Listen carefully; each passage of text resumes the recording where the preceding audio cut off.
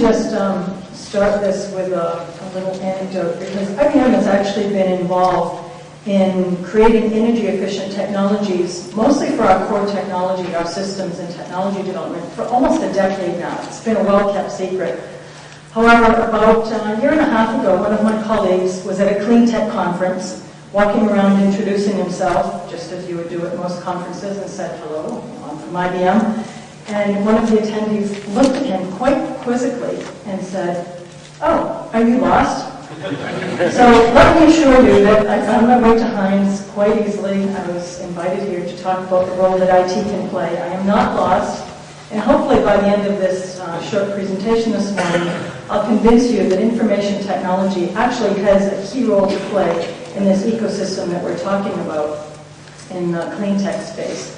So with that, I'd like to steal a quick quote from Tom Friedman, who many of you know wrote "The World is Flat," and created quite a stir with some of his proclamations around globalization.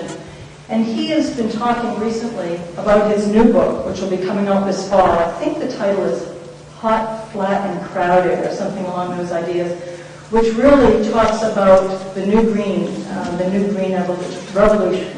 And he calls it environmental technologies, the environmental technology revolution. And the whole premise behind what he talks about is the fact that we have to make these technologies, we have to make things smarter. We can make them more energy efficient if we make them smarter. They can talk to each other. We'll be able to measure and monitor their carbon emissions, as you just heard about with some of the automobile industry, and we'll be able to understand the impact that we're having on the environment.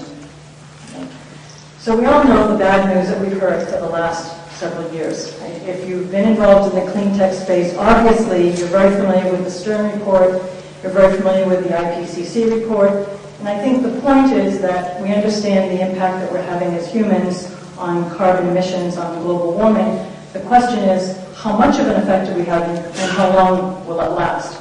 And there are lots of variations to the answers there. Okay? However, it's not just the global impact, it's not just the environmental impact, but a tremendous impact on economics and socioeconomics. So I pulled out a quick flip of some information that's been done by firms looking at the impact of sea rise on some of the coastal cities. And this is a map. The map that you see on the screen here is a map of the Fort Lauderdale area. You see that Miami is number 9 on the list in the chart there of the top 10 cities most likely to be at risk of significant financial impact because of flooding. Now, most of the IPCC or the Stern report says the range of flooding by the year 2100 is probably going to be somewhere around the range of several centimeters, a couple dozen centimeters, up to possibly a meter worth of flooding. So the area that you see in red on the map is about 3 feet of water in the Fort Lauderdale area. And some of the estimates for the Miami area claim that there will be about $400 billion worth of damage, socioeconomic damage, in the year 2060, 2070, when some of the potential for flooding may actually happen if we have severe storms and impacts of those. But we also know of effects that we've seen in Katrina. We've seen significant loss. One of the most severe socioeconomic problems seen in the U.S. had repercussions around the world, and has a number of countries looking at how they can better protect their citizens and their property from encroachment of the potential rising seas.